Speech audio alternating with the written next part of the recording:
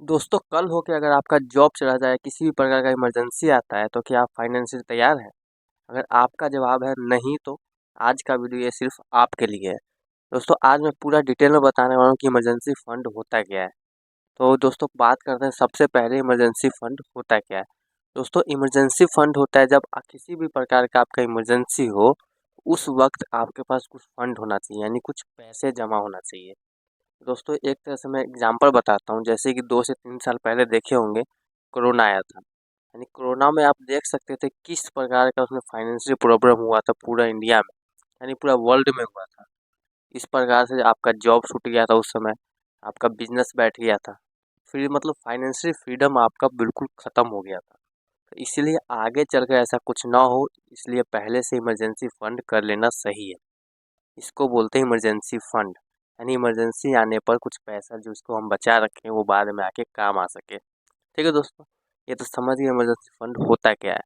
अब दोस्तों समझते हैं उसे करते कैसे हैं, कैसे किया जाता है। तो दोस्तों उसको करने के लिए, जैसे मान के चलिए आपका सैलरी है 20,000 रुपया, उसमें से आप 2,000 हर महीने इन्वेस्ट कीजिए।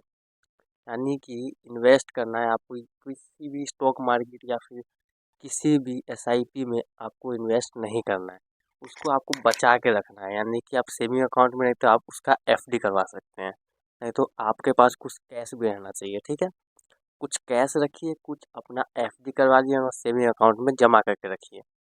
ठीक है, कितना करेंगे, हर महीने 2,000 1,500 करिए। अब धीरे धीरे उसको बढ़ाते जाइए, बढ़ाते जाइए।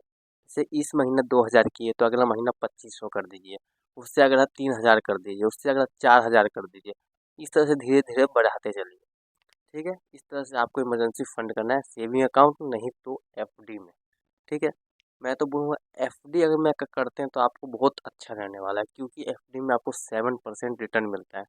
उसमें एफडी में कैसे करते हैं, मैं वो बिल्कुल कल एक वीडियो आने वाला है, चैनल को सब्सक्राइब कर दिए ताकि वो वीडियो आप देख सकिएगा। ठीक है, अब दोस्तों बात करते हैं कितना दिन का करना है। ये तो समझ गए कैसे करना है, क्यों करना है, कितना दिन का करना है।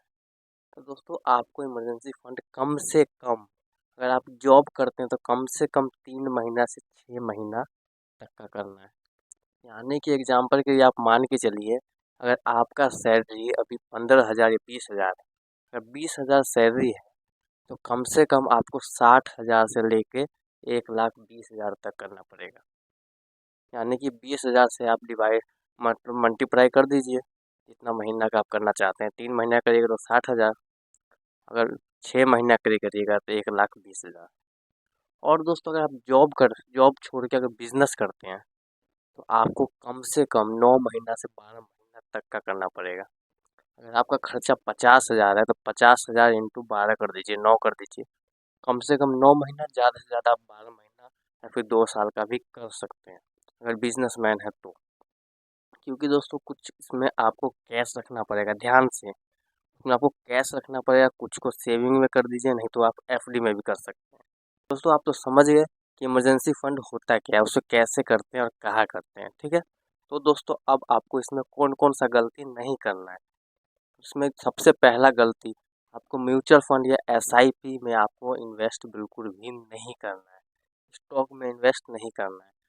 आप इतना मान के चलिए कि हमारे पास ऐसा पैसा हो, ऐसा फंड हो, ऐसा एसेट हो, जब हमको इमरजेंसी पड़ता है तो उसको हम निकाल सकें, निकाल के हम उसको यूज़ कर सकें। जैसे एग्जांपल के लिए मान के चलिए, अभी रात है, अगर रात में अचानक कुछ भी होता है, इमरजेंसी पड़ता है, तो अभी क्या आप बैंक में पैसा लेने जाइएगा, या फिर आप स्टॉक में से छुड़ाइएगा, एसआईपी में से छुड़वाइएगा। तो इसलिए दोस्तों ये सोच के आपको कुछ कैश भी रखना पड़ेगा अपने पास, ताकि रात बिरात आपको इमरजेंसी पड़ने पे उस पैसे को आप इस्तेमाल कर सकें। ठीक है दोस्तों, इसको बोलते हैं इमरजेंसी फंड। दोस्तों इसी प्रकार से अगर इमरजेंसी फंड आप करेंगे, सेविंग अकाउंट में नहीं तो एफडी में करेंगे, मैं तो बोलूँगा सबसे बेस्ट एफडी रहेगा। क्यों, मैं क्यों बोल रहा हूँ एफडी बेस्ट रहेगा, उसका वीडियो कल आने वाला है। पूरा डिटेल वीडियो देखिएगा, अपने आप उसमें समझ आ जाएगा क्यों बेस्ट रहने वाला है।